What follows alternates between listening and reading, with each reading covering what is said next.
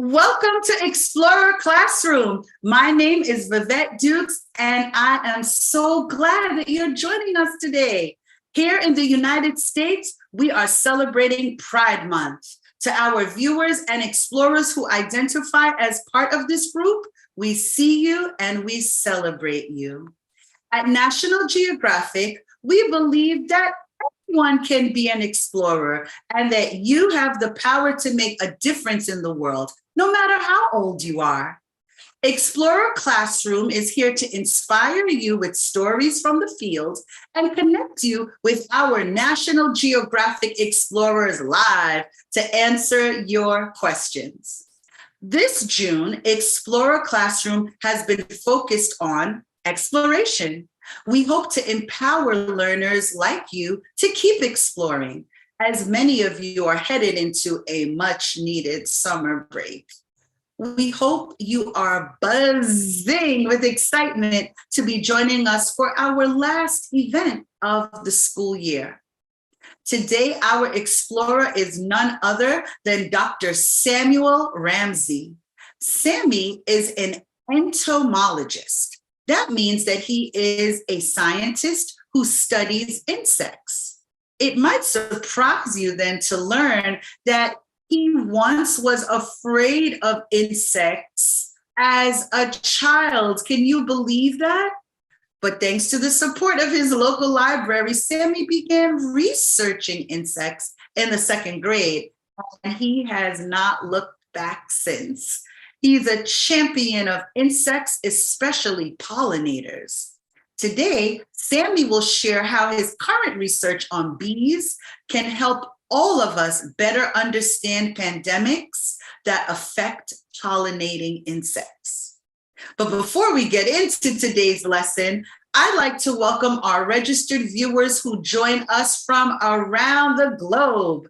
Special shout outs for today go to Ms. Ramsey's students at Melwood Elementary in Clinton, Maryland, Montessori Public School in Arlington, Virginia, the Project School, Gateway School, Morristown Upper Elementary School, F.D. Roosevelt Elementary, and all the homeschools out there. We're thrilled to have you all here with us today.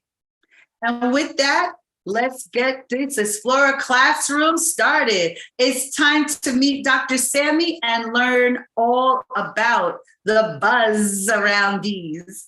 Take it away, Dr. Sammy. Woo! All right.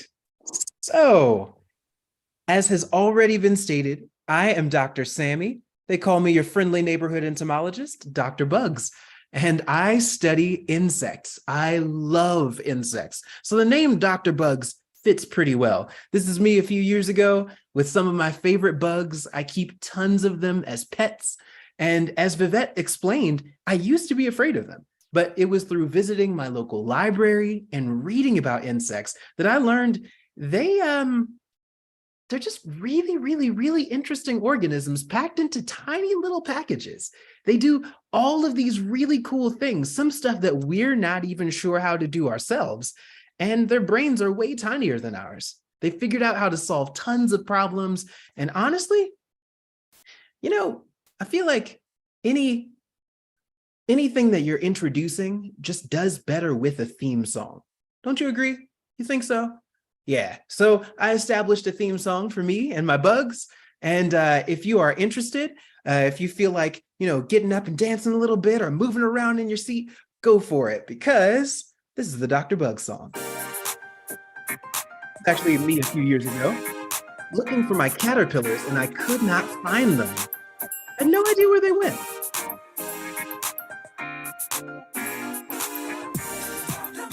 He ain't got no competition. Only he ran my prescription. Dr. Bugs. He ain't got no busy line. You can call him anytime. Dr. Bugs. Dr. Bugs. Dr. Bugs. Don't need no apple every day. Never wanna keep him away. Dr. Bugs. All his bugs still think it's cool, though he's still in grade school. So Everybody, I am your friendly neighborhood entomologist here to talk to you today about the wonderful world of bugs. And my goodness, is it a wonderful world? And I describe it as a world because there are so many insects on this planet. They're not in just a tiny little section of the planet. They're all over the place, everywhere. Like, I wonder what you guys will think of this. I got a little question for you, because when I talk about why I love insects so much, people often ask me, why would you want to study bugs? They're gross and they're weird, and they treat them like they're not very important. But I want you to ask yourself this for a moment. What do you think that there are more of on planet Earth? More grains of sand or more individual insects? What do you guys think? Any thoughts? And I'll see what pops up in the chat too. Sand or insects? Okay. So in the chat, we've got sand, sand, insects. It looks like we split the vote. A lot of people think sand, though. I'm seeing sand a fair bit. Yeah. So you might be surprised to find it's not sand. It's the insects. There are more insects on this planet than there are individual grains of sand on all the beaches and all the deserts. That is how incredibly popular being an insect is in the biological world. They are the most numerous group of animals on the planet, and that means they are really, really, really good at doing exactly what they do. And that's one of the reasons why I love studying them. I mean, if you got all of the people together on Earth and you put them on a scale, and you got all the insects together on Earth and you put them on a scale, the insects would be 300 times more massive than the people. Even though each one of them is a lot smaller than us, there's that much more of them all over the world. And there's a lot that we can learn from them. But we can't learn all of these things from insects if they go extinct before we have the chance to even learn about them. They're an important part of our world, and we don't always treat them like they are. And sometimes that can lead to them disappearing. So I study a group of insects called bees. And a lot of times when I show people this picture and tell them that I study bees, they get really nervous and they're like, oh my gosh, were you okay? How did you survive this experience? And I try to get them to understand I'm not actually in any real danger here. Under most circumstances, if you aren't aggressive towards bees, they have no reason to be aggressive towards you. They don't want to go around stinging people or hurting people. It's not really their thing. They also have a lot of good reasons not to want to sting a person. If they sting a person, you're probably going to smush them, so they're not going to survive that. But even if you don't, that stinger is really important for them being able to live. After they sting you, they can't continue on their life anymore. And so it's not a good idea to just run around stinging people if you're a bee. When people tell me, oh, hey, you study bees? I got stung by a bee before when I was younger. Usually when I talk to them more about it, by the time we get to the end of the conversation, it's clear that it wasn't a bee that stung them. It was a wasp, which is a very different kind of insect. Bees are they're the very calm, chill vegetarians of the bug world. They feed all day on nectar and pollen, are very sensitive. Wasps are like the boxers of the insect world. They can be a bit more aggressive when they need to be, but it's hard to tell them apart. And I wonder if you guys are capable of doing that too, because a lot of times people think that bees are wasps or wasps are bees. So let's play a little game. It's called two bees or not two bees. That is the question, and I want you to answer it. So I'm going to show you some pictures on screen. There will be two pictures of two different insects. And the question is, are both of these insects bees, or is one of them not a bee? You ready to play? It's a very simple game. All right, y'all. Two bees or not two bees? That is the question. What do you think? Are there two bees here, or is one of these not a bee? See what we got going in the chat.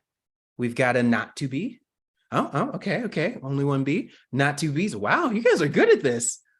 All right, okay, very well done. You are correct. This is this set of pictures does not have two bees. One of these is a wasp. It's actually the black and yellow one. And the reason why that's so surprising to people is oftentimes when people think of a bee, they think of black and yellow stripes. And if you see a black and yellow striped insect that kind of looks like a bee, but it doesn't have any hair, that's a wasp. And unfortunately, that's what a lot of people think bees look like. It's the hair that should really tip you off. These guys are bald, and these guys are really, really fuzzy. This is what a honeybee looks like on the left. But let's try another round of two bees or not two bees. What do you think now? Two bees or not two bees? That is the question.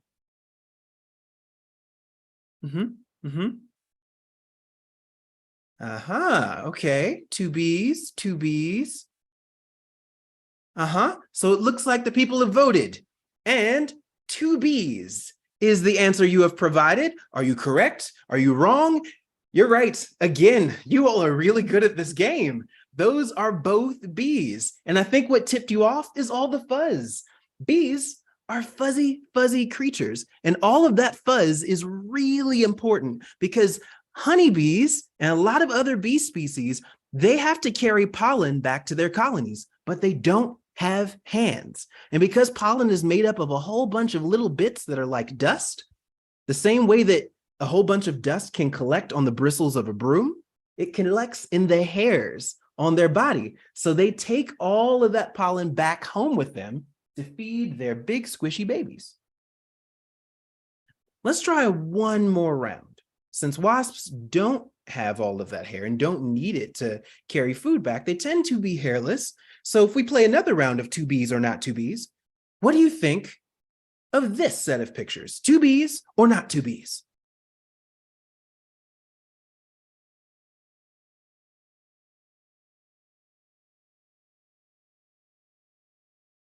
Aha. Not two bees. Accurate. Accurate again.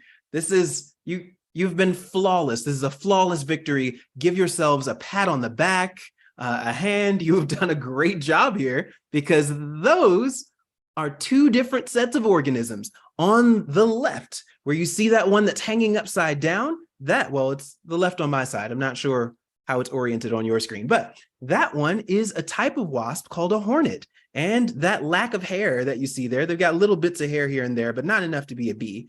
That's one of the things that should tip you off. But this really fuzzy bug over here, that is definitely a bee. Now, I always tell people not to feel too bad if they don't do well at the game two bees or not two bees.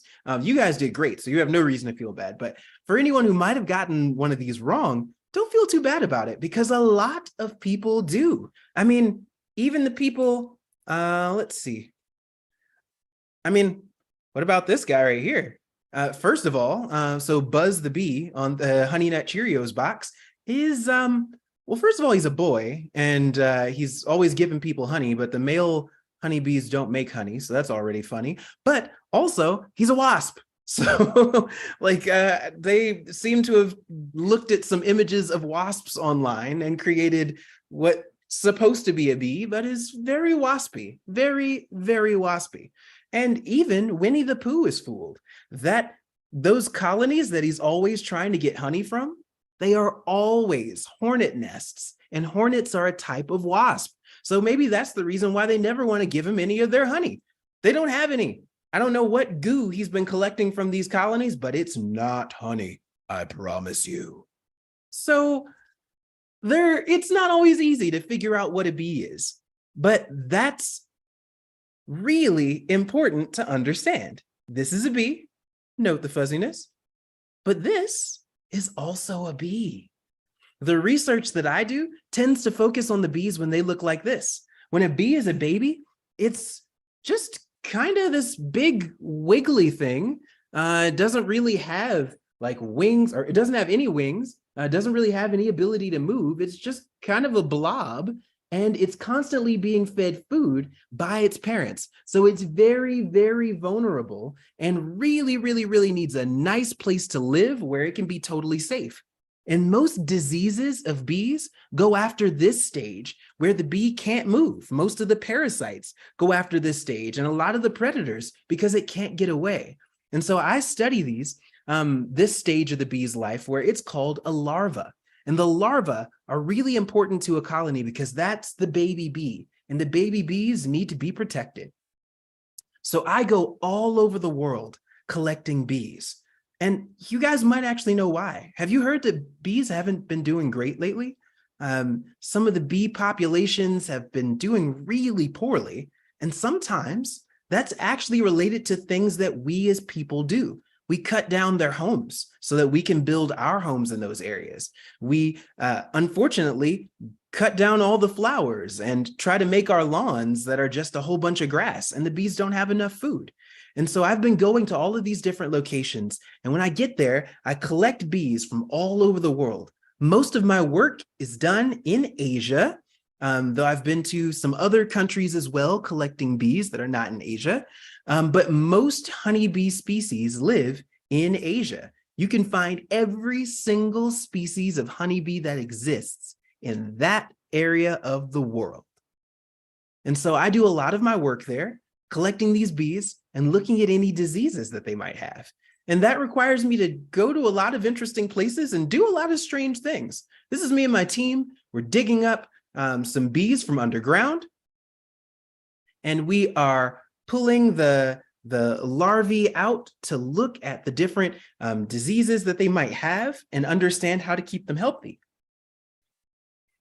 And you can see that the baby bees are living inside of the wax of the colony. Here's one that we found inside of a log. And then I take them back to the lab and start removing the baby bees and doing research on the different viruses and bacteria and things that might be making them sick. But I don't want you to think that the only way that a person can do research on bees and the only way that a person can keep bees healthy would be to go to a lab and do all of their work in a lab, because you can be a little scientist yourself. You can also be a little conservationist. If you want to keep bees healthy, if you want to conserve their populations, then you can go home and do a lot to help them. Even today, you can give a bee a home. So bees need a lot of the same things that we need. They need a good, safe place to live, and they need food. And you can give them both of those things. You can consider the fact that foxes have holes to live in. Birds have nests to live in, but a lot of bees don't have a place to lay their head at night. And they actually live in pretty humble homes. You can buy a home like this at a gardening store for bees, and it's all of these little tubes that are made out of plant stems that the bees will go inside of, and they will make little houses there. And these bees are not dangerous. They have no interest in hurting you. You probably shouldn't grab one and squeeze it, but they're not going to hunt you down and attack you or anything. They'll just go inside, and after laying an egg, every day they'll go out and they'll collect pollen and nectar. Actually, let me show you this close up. They'll go out and they'll collect pollen and nectar, and they'll put it inside of these little tubes, and they'll raise more and more babies in them. And these tubes come in all kinds of, or these little houses come in all kinds of shapes and sizes, and are really, really, really fun to have around your garden and in your backyard. And the more tubes you put in them, and the more sizes these tubes are, the more kinds of bees will come and live in them. And there's all kinds of fun little inserts where some of them are transparent, so you can actually see the bees developing in there. Those white blobs that you see there are cocoons. When the bee is done being that legless larva, it spins a cocoon around itself, and it turns into an adult, and it can fly away and live the rest of its life out. And you can watch the entire experience while you're helping these bees if you were to potentially purchase one of these transparent bee homes where you can look inside and see what they're up to. So I just put this one out, so there's not a lot of bees that have been in it, but check that one out right there in the corner. that this one's already spun a cocoon around itself and is going to turn into an adult bee soon. Yeah, so those are a great way to help bees be more healthy. But if you don't have the capacity or you don't actually have to spend money on these things. I know a lot of you as elementary schoolers probably don't have jobs to go out and buy these things, but you can just get a big chunk of wood and drill holes in it and make a bee home yourself. So even though the ones that you're seeing on my screen look really fancy, you don't have to have one like that. The bees don't care how fancy it is. The little butterflies that are carved into the wood have nothing to do with the organisms that are going to live here. They just make them look like this for your benefit. But you can get a big chunk of wood and drill some holes in it, and the bees will go into those holes. And if the holes are different sizes, then you'll get different species of bees, some little bees, some big bees, some medium-sized bees. So if you can find a trusted adult with power tools, a parent or guardian who can drill some holes in a big chunk of wood in your yard, you can find a lot of bees in your neighborhood and get to watch them grow. And you can be a citizen scientist by taking note of how many species show up in your area. And you can get all up close and personal watching them live out their lives. And the other thing that you can do is turn your lawn from grass into flowers. And some of you may live in apartments where you don't have a lawn, but you might have a window where you can actually hang a box outside of your window. And if you plant seeds in that box, flowers will grow. And that's what these bees are feeding on. So instead of having just a regular green lawn, this is actually a lot nicer. That green lawn isn't going to feed any of the pollinators, but this will. All of these flowers were planted by my friend's mom when I was still a student. And every Saturday morning, I would go over their house and look at all the different pollinators that would show up and film them and watch them collecting nectar and pollen. And it was such an exciting experience to see that so many different species of bees were all coming to these flowers and getting the food they need to live and be healthy. And if you want more ideas on how to do something like this, you should check out this documentary on PBS Nature. Discovering the secret life of bees took me on a journey I was not expecting. Called My Garden of 1,000 Bees. It came out last October and is available for free online. And I was actually a part of making this documentary. I was their science coordinator, so I helped them with making sure all the bees were properly identified and all the dialogue and text was correct. And it's about this guy who during the pandemic got really bored and decided he was going to turn his backyard into a bee sanctuary. So he drilled a bunch of holes and a bunch of chunks of wood, and all of these bees came out of nowhere. And he had hundreds of bees flying around all the time. He named all of them. They were his pets, and you could do the same thing. So I am so delighted that you all listened to me just talking about how much I love the bees. And now I want to hear from you. So if you have any questions, I am here for it. Thank you so much, Dr. Sammy, for sharing your incredible work with us today. And to all the students and the teachers watching, thank you for your thoughtful questions. We could be here all morning, night, afternoon with the wonderful questions coming in. So thank you, everyone, for being part of our Explorer community. What a fantastic way to end another season of Explorer Classroom. We've had so much fun with our explorers and viewers, and we wish everyone an absolutely wonderful break. We'll see you again next school year. Until then, keep your eyes on natgeoed.org to see what we'll be exploring next. You never know what we're going to come up with.